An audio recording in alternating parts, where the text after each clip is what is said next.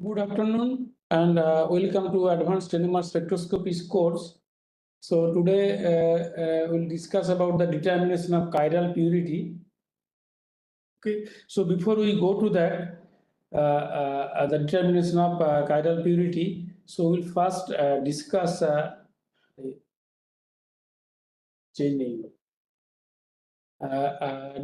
about paramagnetic shift reagents, because we will be using these shift reagents for this purpose.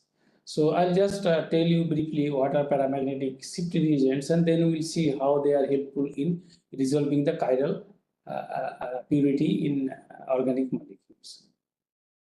So these paramagnetic shift reagents, they are also known as the chiral solvating agents, chiral chemical shift reagent, or CSR. Okay, so they are nothing but a coordination complex of paramagnetic lanthanide 3 ions. Okay, so they are paramagnetic because they have the unpaired electrons in their valence orbital. And you have to take coordination complex because you cannot just take lanthanide salts. No, they will not be soluble in organic solvents. So you must have some ligands associated with that, so that it will be solubilize the material in the NMR solvent. So when you add this PSR to a solution containing a sample, so then there will be a rapid reversible complexation between the PSR. You have now the shift reagent, you have the solvent, okay, and then you have the substrate. Then you will have your sample. Sample means analyte. I will say call this is analyte. Okay, so then you will see there will be a rapid equilibrium between the, you will see that PSR analyte plus PSR solvent plus solvent analyte. Now you see this, not necessarily there will be a very strong chemical bonding, but at least there will be the analyte must be in contact with the PSR. PSR is nothing but the paramagnetic shift reagent, which are nothing but they are the lanthanide complexes. So automatically there will be a equilibrium. So there will be a rapid equilibrium. Okay. So that is the condition. We will tell later on why it has to be rapid when we will come the NMR time scale later on. Okay. So due to this complexation, you will see that your analyte molecule will be in close proximity to the metal layer, and it will experience a strong paramagnetic field of the metal layer, because the metal ion is having unpaired electrons. Okay. So due to this paramagnetic field, if you remember now, you can see in case of benzene ring also, now you have the anisotropic, you will see in a particular region it will have a paramagnetic effect, in particular region it will have diamagnetic effect. Same thing is here. You will see in a particular region of the complex there is a paramagnetic field, in a particular region you will see the diamagnetic field. Okay, so it depends on where the your analyte bind to the complex. Okay, so as a result, the nuclei of interest, whether you are recording a proton NMR or carbon 13 or phosphorus, they usually experience a substantial deshielding. If it is deshielding, if it experiences a paramagnetic, or it will feel a shielding if it falls on the diamagnetic zone. So there will be either a downfield shift if it is a deshielding, or there will be a upfield shift if it is shielding. So what that means? That means the chemical shift value of the complex molecule minus the chemical shift of the uncomplexed for that particular nuclei will be greater than 0, or there will be the delta value will be more for the complex, or it can be less than 0, means it can be less also. So the position of the signal will change that way. Change क्यों नहीं होगा? इससे मैं तो इससे करता हूँ। हाँ अभी और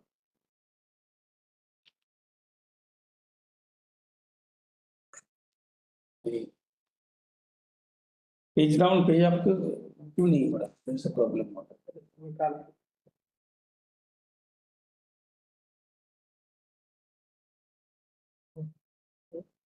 Okay. So this shift region or the paramagnetic nuclei, okay, and your analyte molecule, the paramagnetic nuclei, the paramagnetic metal ion, and your analyte. So there will be a dipolar interaction, okay, okay. So this due to this dipolar interaction, the proton resonance or any other nuclei which you are observing, okay, so it will be affected through a dipolar interaction, okay. So so dipolar interaction, as we have seen, that it does not pass through the chemical bond, rather it moves through space, okay. So this paramagnetic moment will be, interaction will be through the space, and if you remember that this this interaction, that this magnitude of this interaction is proportional and proportional to the so there is a equation, this is called the McConnell equation. If you remember this, I told you previously also when we were talking about the anisotropy of benzene, the 3 cos square theta minus 1 by RQ, where R is the distance between the observed nucleus and the metal ion, and theta is the angle between the effective symmetry of the paramagnetic moment and the distance vector R to the nucleus. You can see here, let us say if your analyte bind here in this position of the metal, okay, you will see that those protons or those the nuclei will feel deshielding. If it binds here, so they will face shielding, and this angle is, this 54.7 degree is called the magic angle, okay. So if the protons which are falling on that line, there will not be any change in the chemical shift. If it is falling left hand side of that, there will be deshielding. If it is falling right hand side, it will be shielding, okay. So you can see here, like in this particular, I have shown that a ether molecule has complex to this lanthanide iron, okay. And you can see now this is, the molecule is bound in the deshielding zone, okay, deshielding zone. So you will see all the protons will be downfield shifted, okay. But advantage of this thing is that, see, now if you consider, let us say a lanthanide 3 ion, and then you will have the ligands, okay, there will be ligands. So if the analyte is binding in the deshielding zone, you will see most of those ligand molecules, this is ligand, like most of the ligand molecules fall in this shielding zone, okay. So you will see that your ligand protons will be coming in a different part of the NMR spectra, and there will not be overlap of the signals from the ligands and the signals from the analyte protons or whatever nuclear organism. That is the advantage. Always it happens, because if the binding, or if the analyte binds to the shielding zone, then it will be shifted upfield, and in that case you will see your ligands are shifted downfield, okay. And that depends also on which metal you are using. We'll see that. Now here I have shown you one example using a europium FOD complex. FOD is nothing but, that is, the ligand is called, short name is called FOD, and this is your FOD, okay. So there are 3 FOD molecules, and out of that these substituents are fluorine, so you will not see in proton NMR, whereas this is the tertiary butyl. And if you see that when there is no paramagnetic shift reagent added, you see this is the NMR of the this ether, dibutyl ether. You can see that there is a signal overlap. You will see that the CH2, this alpha 2 oxygen, they have only come out very clearly. Rest B and C are coming here, and D, the methyl group, is also not very clearly. The coupling is not nicely visible because of their coupling. The chemical shifts are very close. Okay, but now if you add europium FOD complex, you have added, the ratio is about 0.7. You use slightly less than the molar equivalent of your substrate. People do not normally use more than one equivalent. That does not help. So if you use even that, because this is in a dynamic equilibrium, and you will be seeing the average chemical shifts. Okay, so you can see that you are now all these protons, this CH2 has now moved. So it was around 3.4, now it has moved to 5.5 ppm. Okay, you can see now these B and C protons, they are overlapping together. Now they have simply separated out. Okay. Similarly, now the splitting of methyl protons are now clearly visible, because now it is no more it is now become from AB system. It has moved from AB system to AM type of system, or AB2 to AM2 type of system. Okay, so that is the advantage. So what you are doing, you are increasing the spectral dispersion of the signal. Okay, so there is a spectral dispersion. Now those are not overlapping. And if you see, you do not see that tertiary butyl. Normally it comes around 1 ppm, but because, as I told you, that it has now moved to the high peak, that means it has come in the negative ppm. Okay, and which has not been shown here. Okay.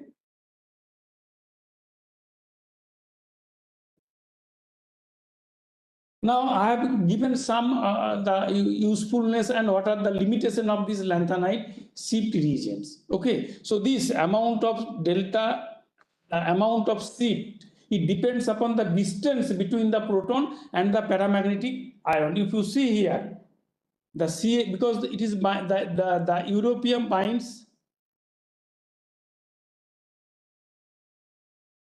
through this oxygen pore donation. So that's why the A is the nearest to europium. So that's why the CH2, the CH2, this CH2 is highly distilled compared to others. So if you see that as the distance is increasing, you see the relative movement is less. See here also it was around 0.9. Now it is around 1.1. Okay, so that is a very 0.2, whereas here it is more than 2 ppm. So the amount, this shift depends upon the distance between the proton and the paramagnetic ion and the concentration of the shift region. Okay, that is also very important. And I told you that normally 1:1 is more than enough. Okay. But if normally people use less because these reagents are quite expensive, and sometimes even with a very small amount also you can see a significant amount of shift. Okay, and I told you that the shift reagents give spectral dispersion even in lower field machines. So even if you record a NMR in lower field, you will get a reasonable dispersion. Okay, so and that makes it easier to interpret. And also, what you do see, by this process, you are not doing any chemical manipulation of the sample. You are just adding something to your sample. Okay, so there is no chemical manipulation you are doing. So there is no chemical changes happening in your sample.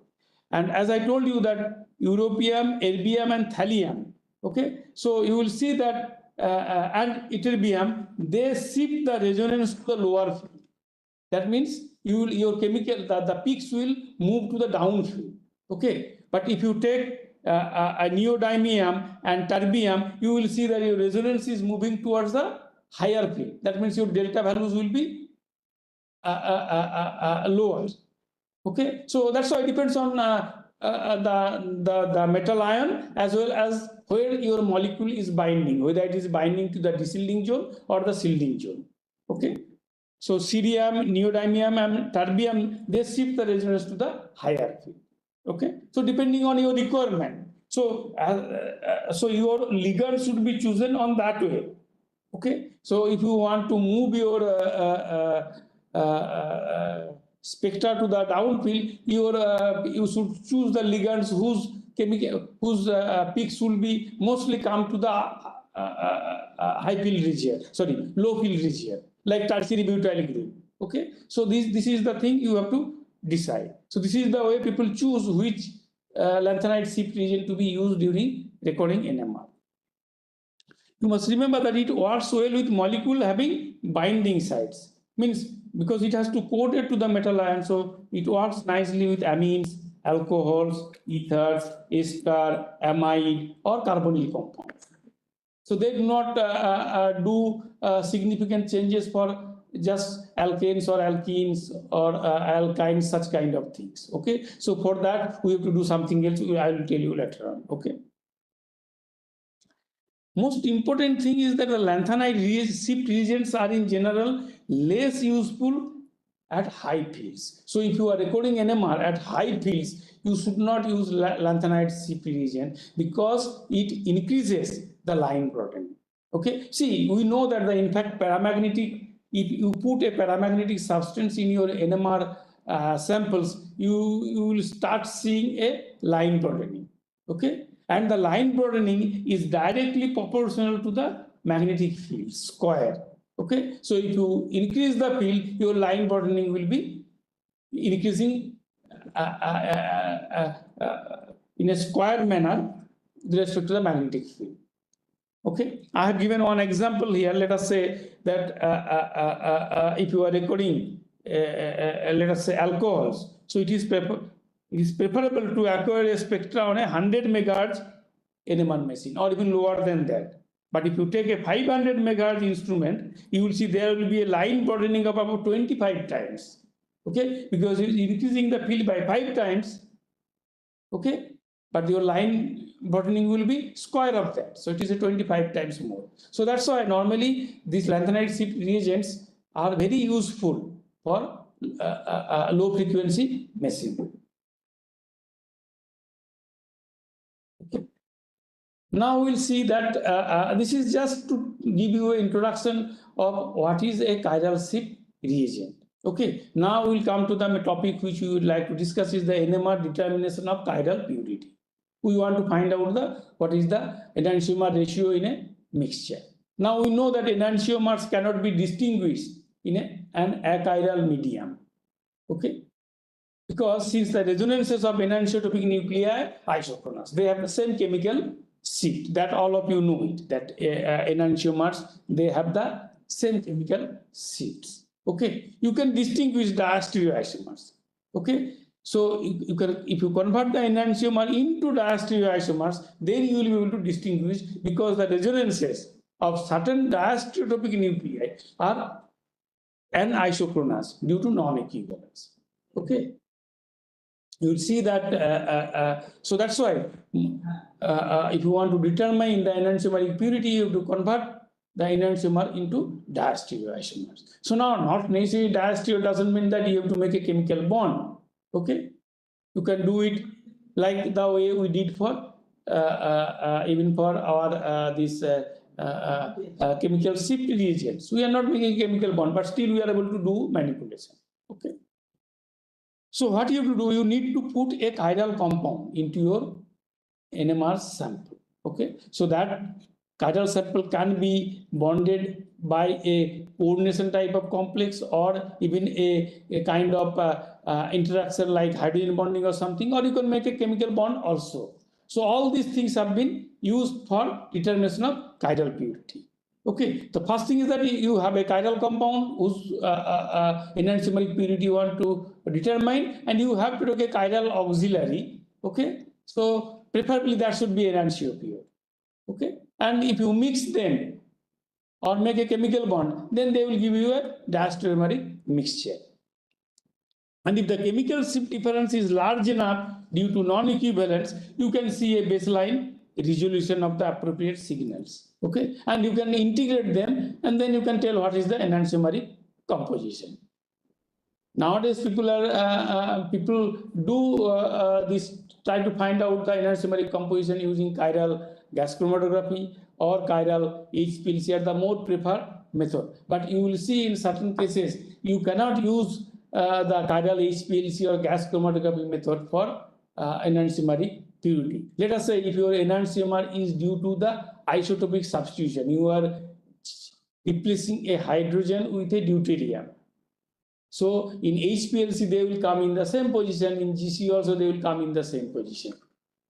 But we know that hydrogen and deuterium have different NMR properties. So in that case, NMR is very helpful. No other method can tell about the enantiomeric purity. If you replace, let us say, a hydrogen with a deuterium, or let us say you are replacing a carbon with a carbon 12 with a carbon 13, or any other such nuclei, okay, where the chirality is coming due to the isotopic substitution.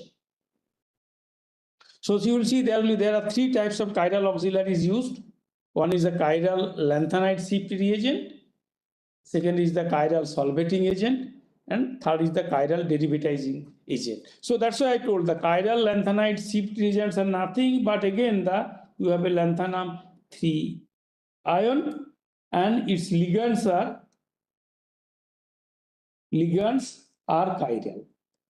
Means ligands contain one or more chiral centers. Okay. So now you know whatever we saw, the shift you can see now here. So you can not only you can move the protons in different region, but also you can move the different enantiomer to different extent, and you can find out what is their ratio, and you will see that some example where you can see a very nice baseline separation. And then you will see the chiral solvating agent. Here also you are putting a chiral auxiliary or a chiral compound into the NMR sample, but we are not making any chemical bond with it. So that's why it is like a solvent. So there will be interaction. There has to be some interaction. So it will be like a solvent is interacting. And then chiral derivatizing agent, there you have to take a chiral auxiliary and you will make a chemical bond with your enantiomers. Okay. So now I'll talk about the chiral lanthanide shift reagents. Okay. So you will see they will have a coordinate complex of lanthanum 3 ion with a ligand having chiral center, that I have already told you. And here I have shown two such examples. Okay, chiral lanthanide complexes, the europium PVC3, europium TFC3. See, most of the time people prefer to use europium because it makes downfield shift. Okay, europium, most of the time you will see that if you put a europium lanthanide shift reagent, it shifts all the chemical shift to the downfield, and the ligands which is attached to it moves to upfield. That is the advantage. Okay. Now, if you see that these have been used to find out the enantiomeric purity of a compound like this phenyl ethylamine, one phenyl ethylamine, and you see this is that the chiral center is here, and you have a methyl proton, you have a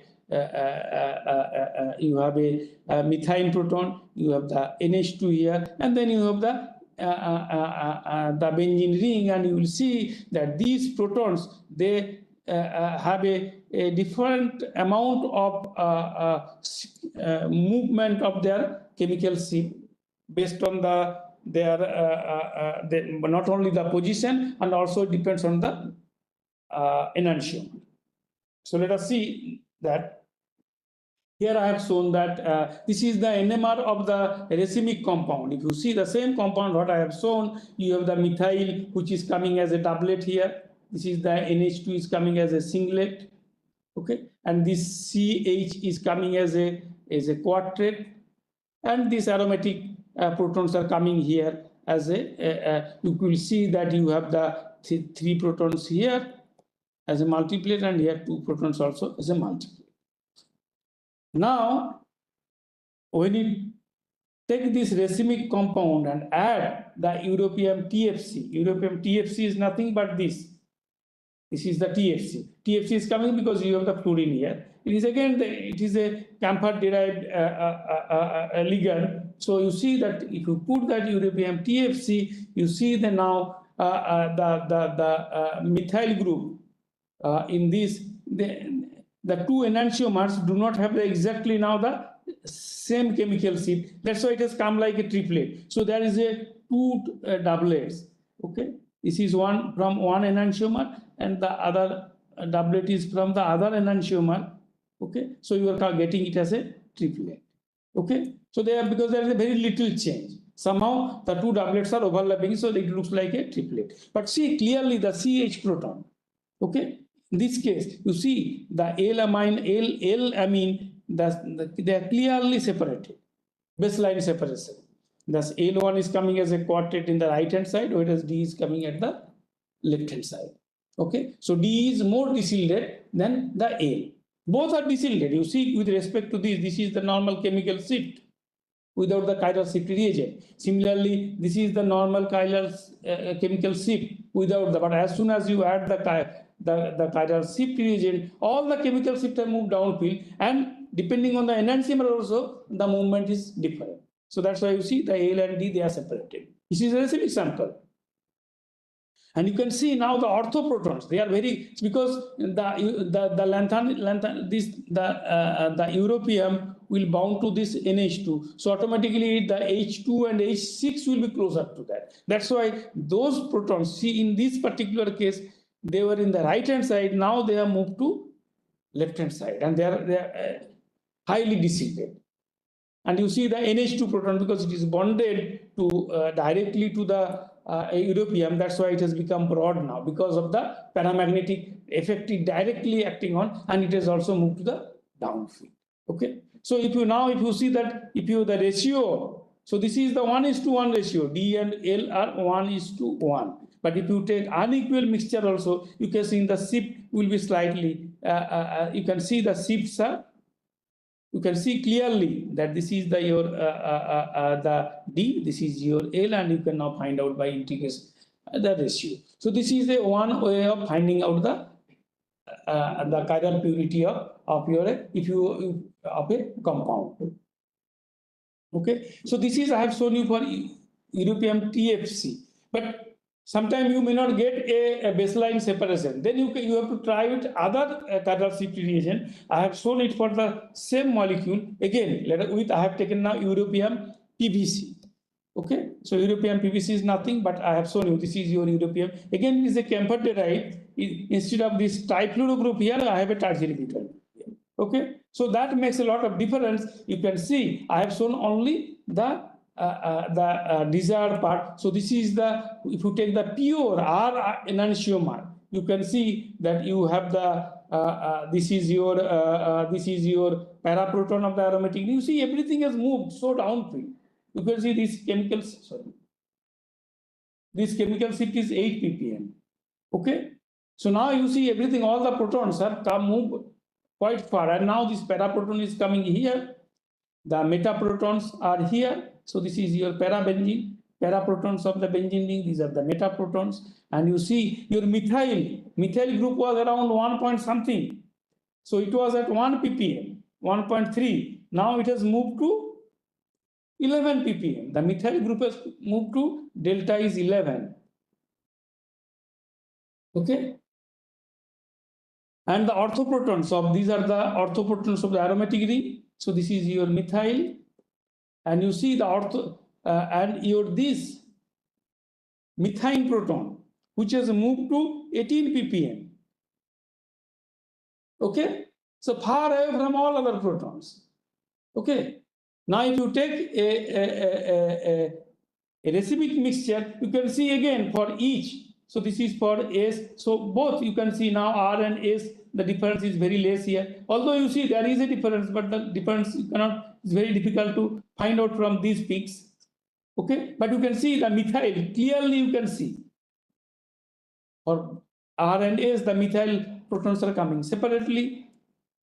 You can see the methine protons, they are clearly now baseline separation. Okay, and if you integrate, you can find out. So, see, you may not be successful by putting only one chiral shift reagent. You may have to try with 2, 3, depending on and see which one is giving you the best result. But the advantage is that you do not have to manipulate your sample with any you do have to do any chemical modification. Now these I have listed some of the commonly used chiral lanthanide shift reagents. Okay. And you will get better results only with the molecules which I told you now. It should have a NH2 group or a alcohol group or a ethyl group or a carboxylic ester or aldehydes, ketones, such kind of. There has to be a coordinating atom which is having a lone pair so that it will be able to coordinate to the lanthanide ion. Okay, so that's why these things are not very useful for alkanes and alkenes. But you know that finding out the chiral purity of this functional group containing amine alcohols there are many methods have been developed. But there are very few methods, or virtually very little way to find out the enantiomeric purity of alkenes and such type of or just aromatic compounds. Okay.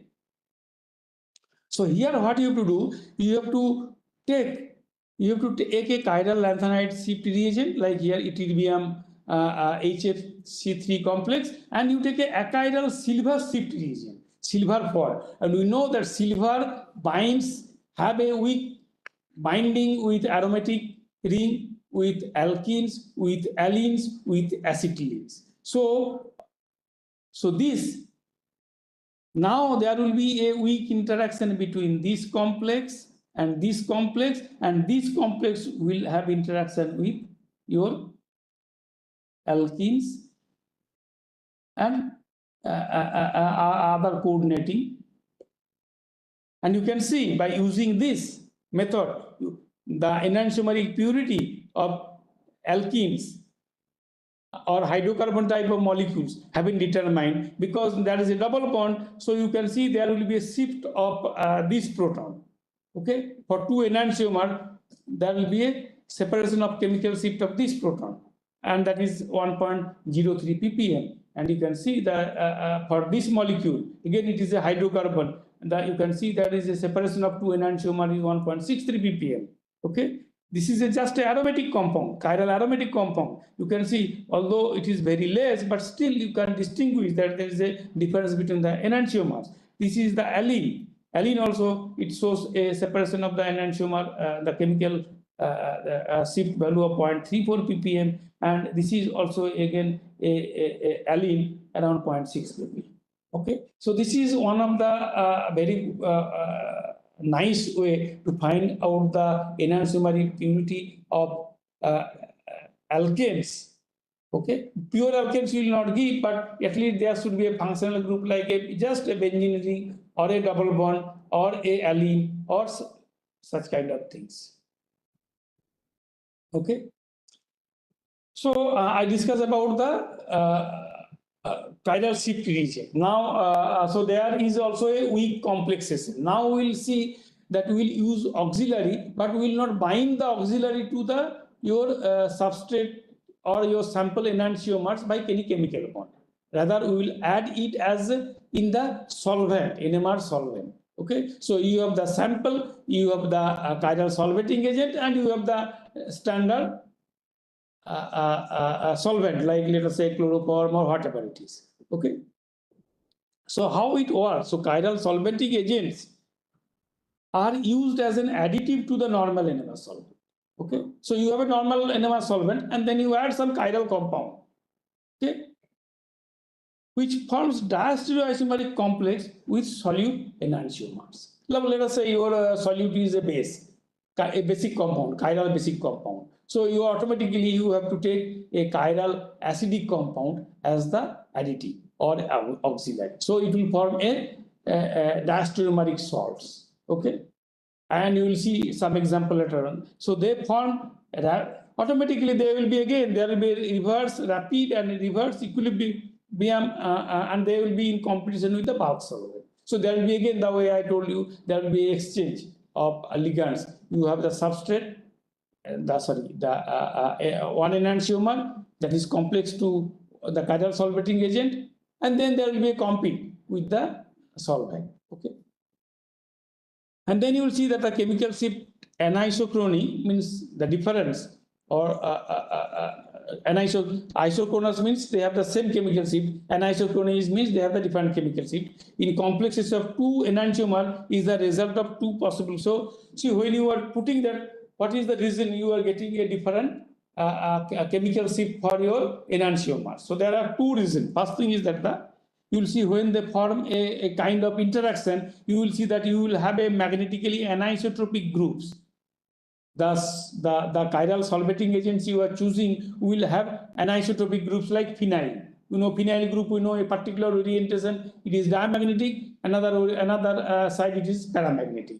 You similarly with carbonyl. So in which zone, whether it is falling in the shielding zone or deshielding zone, that will decide what will be the chemical shift. Okay, so that should be there. So the relative position of the magnetically anisotropic groups in the low energy solution conformers with respect to the other substituents in the diastereoisomeric complexes. So it depends on that how they are being arranged in the solution low energy solution conformers, and that will decide what will be the chemical shift, and another will be the relative size of the diastereomeric complexes and constant.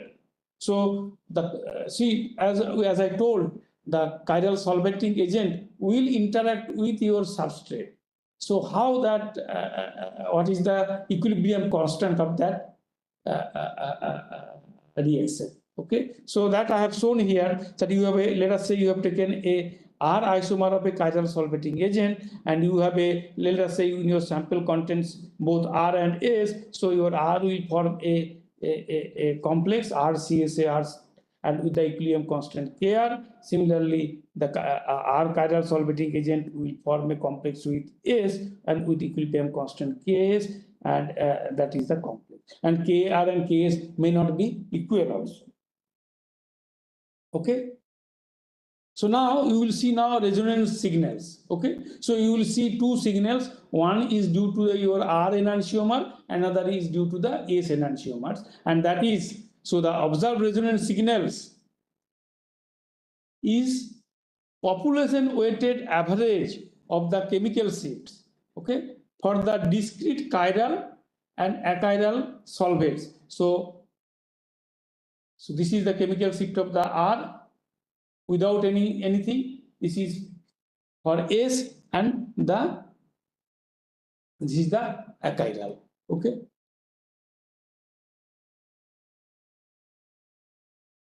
And now if you see that if see this, I have given another two terms, phi R and phi S. We will be using this are the fractional population of achiral solvates.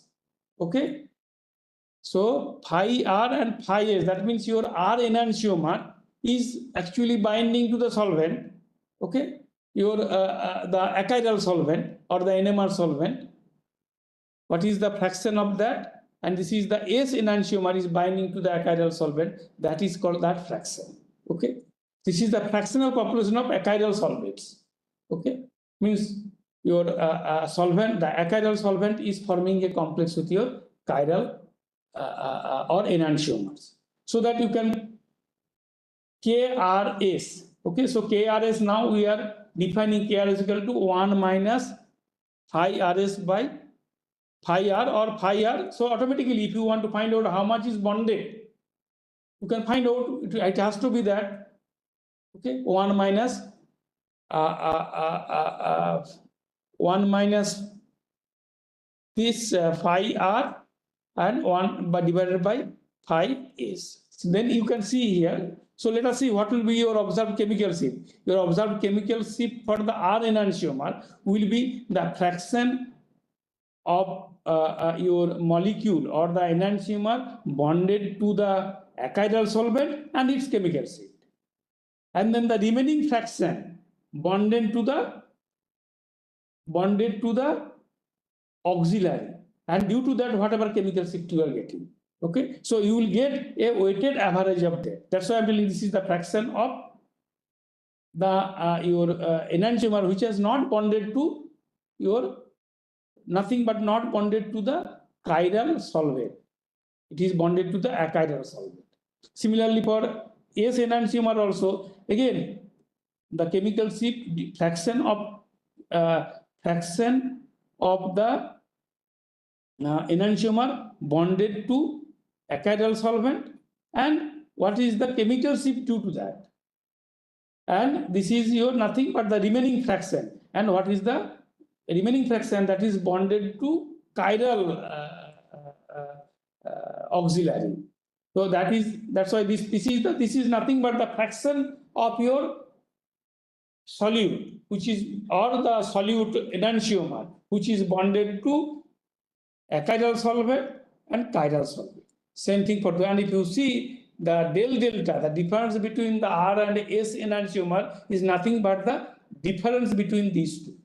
Okay, so delta R observed minus delta S observed. So two enantiomer, what will be the chemical shift for a particular peak, let us say.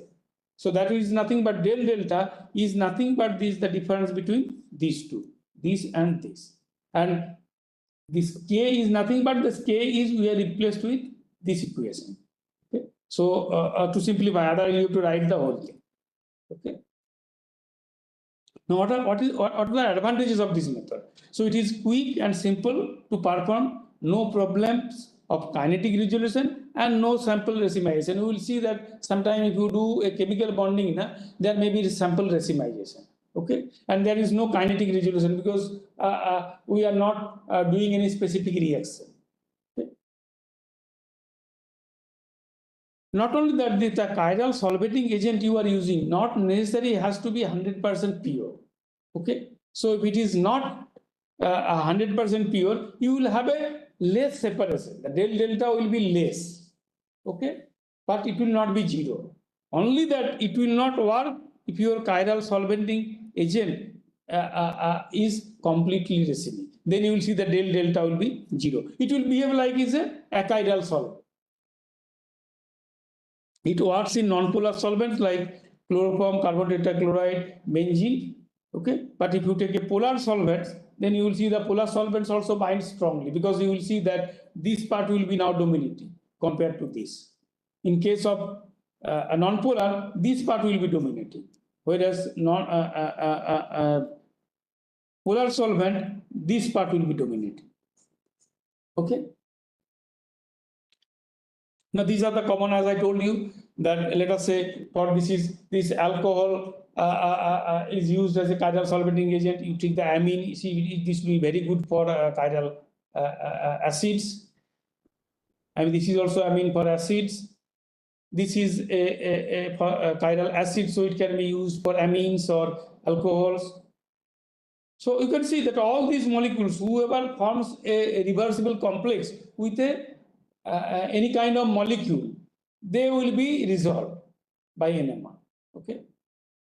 We'll talk more about this MTPA because this will use in other purpose also. So we will see this MTPA and Mendelic acid derivatives are also very commonly used as chiral solvating agent. I have shown one example here. Again, to find out the enantiomeric purity of this, again, this phenyl ethyl amine, 1-phenyl ethyl amine, and here the chiral solvating agent used is this R is equal to acetyl O acetyl mandelic acid. The structure is drawn here. If you see, if you take a 97% of R, let us say you have made a mixture, known mixture 97%, 72%, and this is nearly racemic, you will see that in case of 97%, so this is coming due to R, this is coming due to S. So now you are increasing the S amount. You can see that when you are making 72%, this is R. And when it is a racemic, you again see this is S and R. Similarly, if you change the other way around, so this is your S, this is your R, now you have increased the amount of S, and this is nearly pure S, and this is a small is R. Okay, so this is one way. This is a very simple way to do it. Okay, you don't have to make any compound, a chemical compound. But you know, this method may not be applicable for many compounds. Okay, so In that case, you have to go for the chiral derivatizing agents. Okay. And chiral derivatizing agents means now you have to take your enantiomer, make a chemical bond. Okay.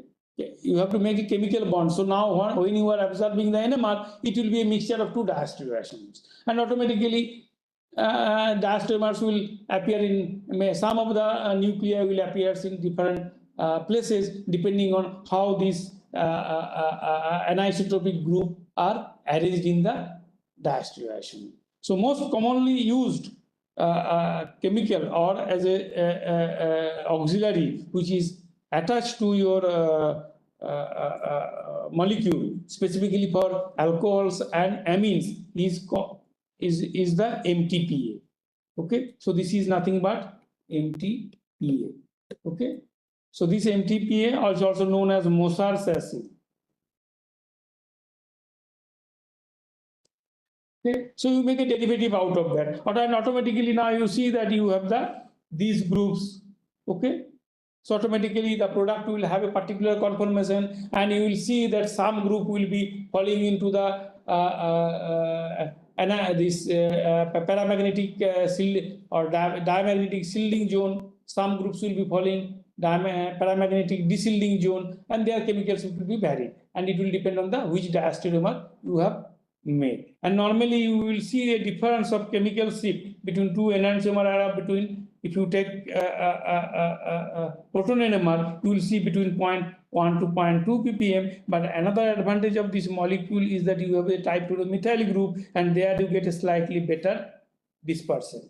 The delta fluorine NMR, if you record, you will get a better separation, 0.3 to 0.7 ppm. And advantage of this is that these peaks will come as a singlets. This peak will also come as a singlet, and this peak will also come as a singlet. Okay, so these are the various this derivatizing agent. Other than this Moser acid, you can see this is the Moser area, and you can see this is a carboxylic acid. So you can make a complex, make a chemical bond with alcohols and amines. This is also same thing. You have the carboxylic acid. You can make a chemical bond with alcohols, amine.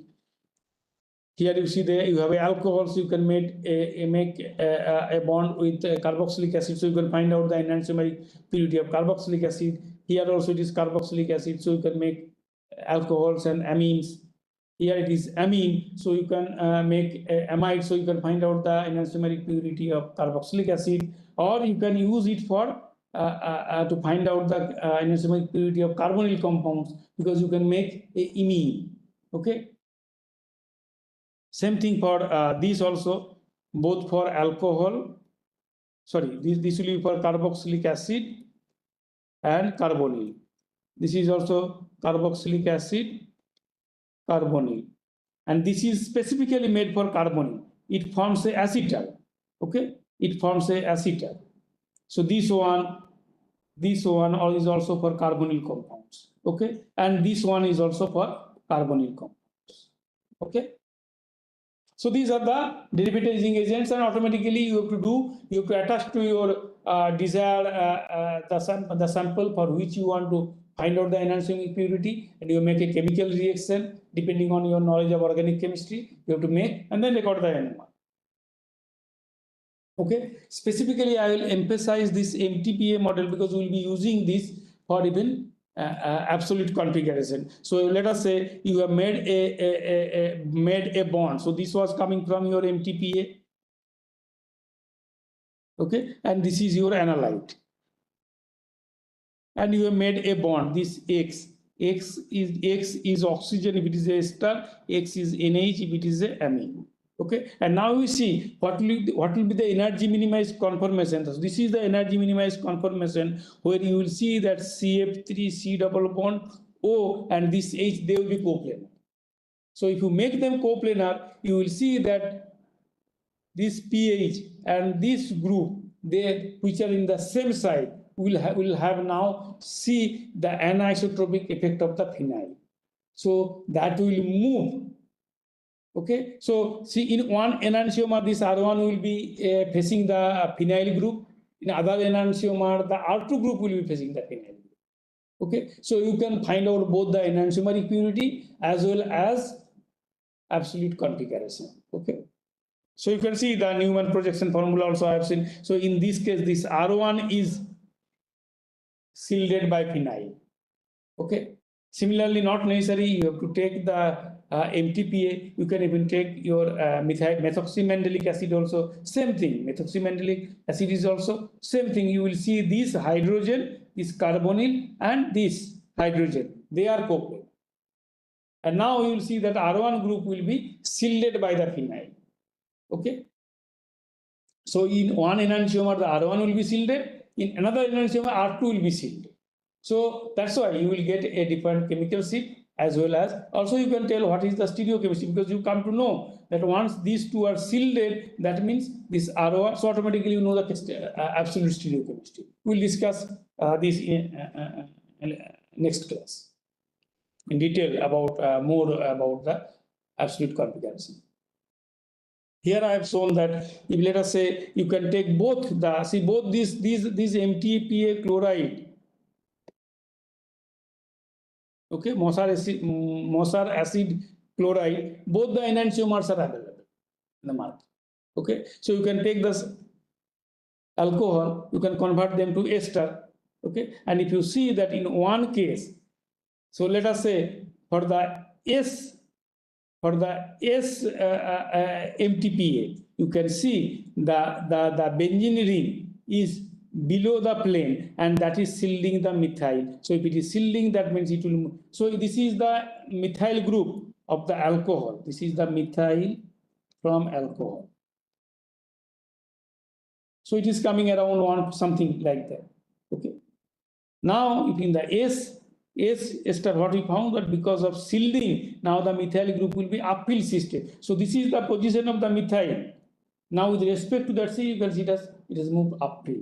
In the other, if you use the other MTPA ester, make the other MTPA ester, where it is the R ester, okay, you see that now the benzene ring is above the plane, and it is actually shielding the butyl group, rather, and methyl is not shielded, and you see it is now coming. So with respect to the alcohol, you can see that one enantiomer moves uphill, another enantiomer move downfill. Okay, so if you have unequal mixture, you will see that one day you will get two peaks. One is at here, another is at this position. Okay, so that will give you the enantiomer ratio, and also you can find out what will be the absolute stereochemistry. I will discuss that in detail later. And these are the, I told you, for carbonyl compounds, I have already told you that this NH2 can form imine like this, and you can find out what is the enantiomer, because if the chirality is here, you can find out very easily. Similarly, if you have a chiral aldehyde, this is a chiral diol, and you can now see that you can find out the diastereomeric. So because they form diastereoisomer, with respect to this, they will be diastereoisomer. This is 1,2-diol, this is 1,3-diol. Okay, this is your imidazolidines. Okay, that I told you, imidazolidines from your diamine. Not only you can use the purine NMR also to find out the, and this is your oxazolidine. Okay, so that also, this is your carbonyl compound, this is your aldehyde. Okay, so that chiral center. So, so you will form a chiral center here, chiral center, and then you can find out which diastereomer is formed, and you can tell about the enantiomeric composition. Now, as I was telling that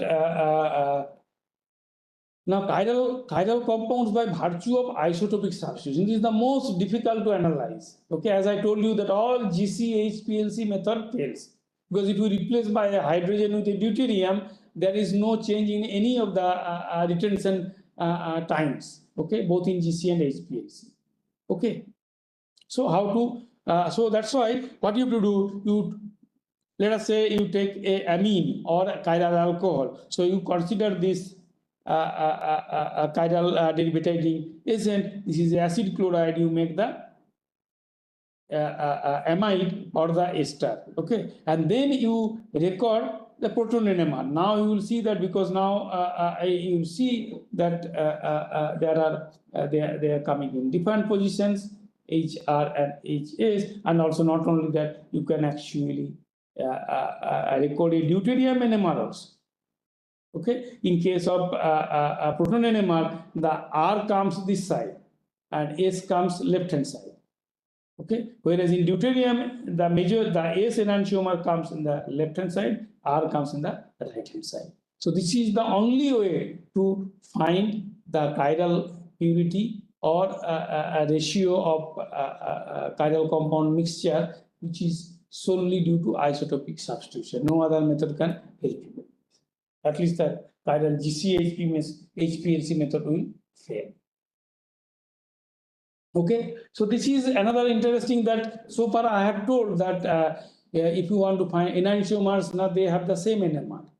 Okay, so if you want to distinguish them, you have to put a chiral auxiliary, either in the form of a chiral lanthanide shift reagent or as a solvating agent, or you make a chiral derivatizing agent, you make a derivative and this thing. But there are certain cases you will see that you don't have to add anything. So this is called the self-induced diastereomeric anisochromacy, CDI. Okay, you will see that this is that means if you have a mixture of two enantiomers in you will see two peaks to two enantiomers. Okay.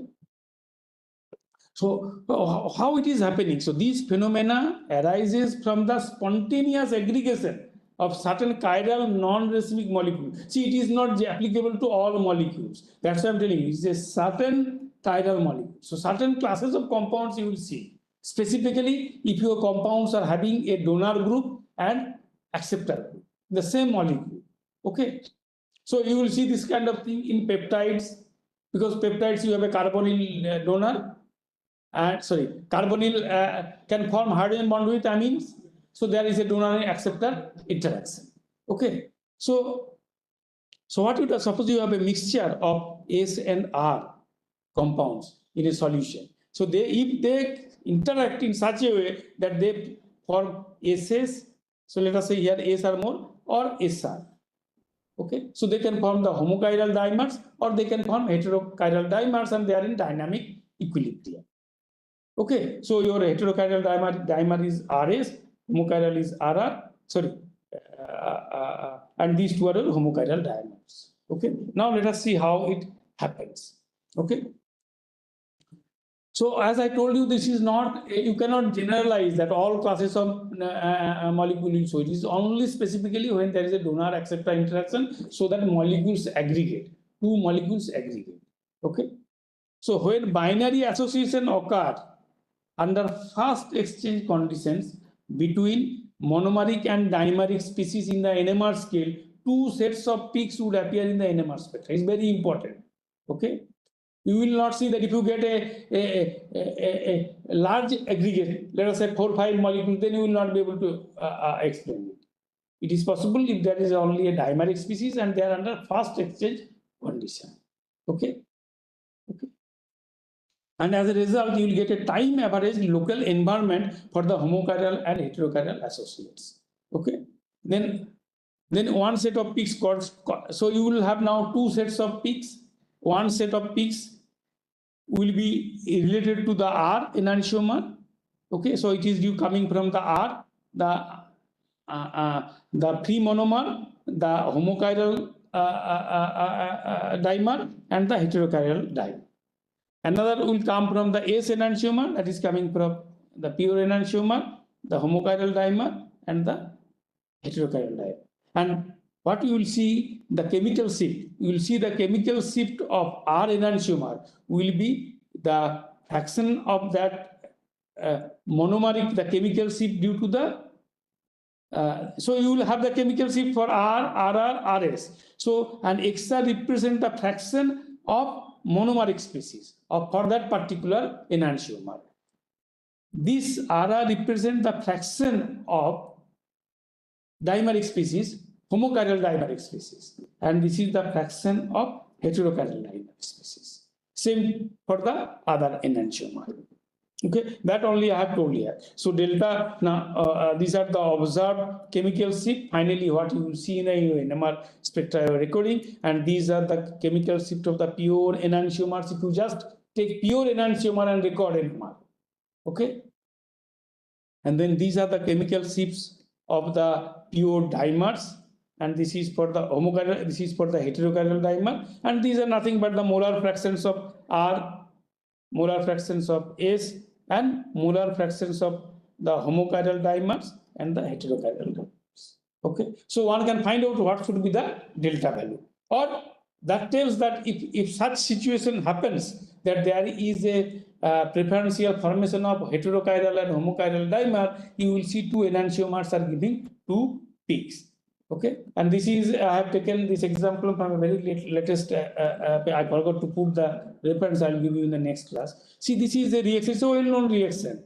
Okay, you are reducing this with a chiral reducing agent. Okay, and you are getting this product. It's a chiral compound. You have the chiral center here. Okay. And depending on the reaction conditions, you will get a different ratios of this product. And let us say, particular this case, the ratio was 90:10, the enantiomeric ratio. Okay, so they converted it to urea. Okay. Now you see there is a donor. So this group can form a very strong hydrogen bonding with the NAG groups. Okay, so now. So the chiral purity was initially determined by HPLC and it was found to be 91:9. So this is from your the major enantiomer and this is your minor. So this is major 90% and this is minor 10%. Okay. Surprisingly, when they recorded the NMR, the 31 phosphorus NMR, okay, as we know, the enantiomers cannot be separated by NMR, but they found two peaks in 31 phosphorus. And again, they used to find, you can see this is 90.7:9.3, very close to what they found by HPLC. So they were curious to know how it is happening, and they could explain this that there is a formation of dimers. So this is the, you can see now this is as to two molecules. So when the same enantiomers are aggregating, we call them as a homochiral dimer. Again, there is a donor acceptor interaction. Same if it is a hetero, the chiral. So here you can see that this the chirality of this center and this center are both S. In this case, this is S, this is R. So this is a heterochiral dimer. And they are able to explain their thing. And they what they did, they specifically made a different mixture of enantiomers. They first analyzed by HPLC, chiral HPLC. You can see they made from 7:93 to 91:9, and they recorded both 31 phosphorus NMR and proton NMR. You see that this is the 31 phosphorus NMR, the 7:93 enantiomer ratio can be very clearly see that this is your major enantiomer, this is minor. See, remember that we are just recording the NMR of the enantiomer only, one component, we have not added anything. So whatever is happening due to the interaction of the same molecules in the solution, either as a heterochiral dimer or as a homochiral dimer. Okay, so this is, you can see that these two are separated as you are increasing the other enantiomer or the enantiomer ratio is worsening. You can see the peak intensities or are increasing, and that's matching with their ratio. But the one thing you notice is the delta. Delta is decreasing. So that you will see as the enantiomers. Now you see when it is almost 40-60, you see that the delta is very close. And when it is 50-50, a pure racemic mixture, you will not get two peaks, you will get only one peak. So if it is a pure racemic, you cannot distinguish. Okay, but if it is any other value away from the racemic mixture, you can see now in the other direction. When it is a 55-45, you see now. So you are changing from, and also you will not be able to tell whether it is, you see, if it is a 91:9, the major is coming this side only. Okay, so from here we will not be able to tell which is more, which is less. Okay, so if you see this so the ratio was 7:93. So this is your major, this is your minor.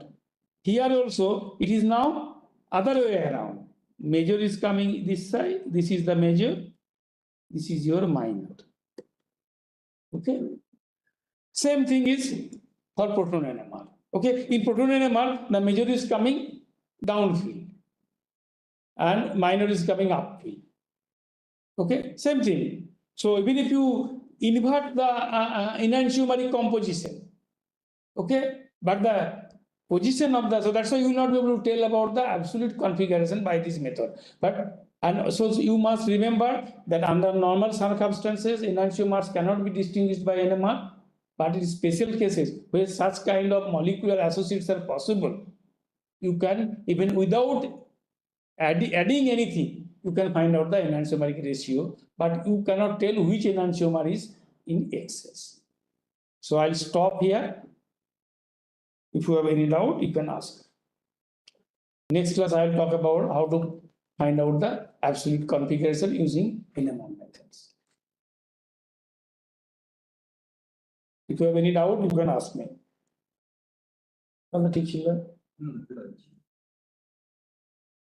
অনেকদিন পরে একটু কিছু বুঝলাম, বুঝতে শুনে কেউ নেই তো, পালিয়েছে স্যার।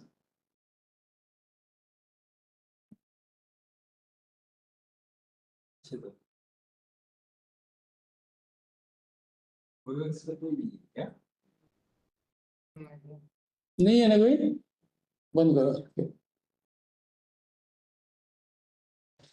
Next time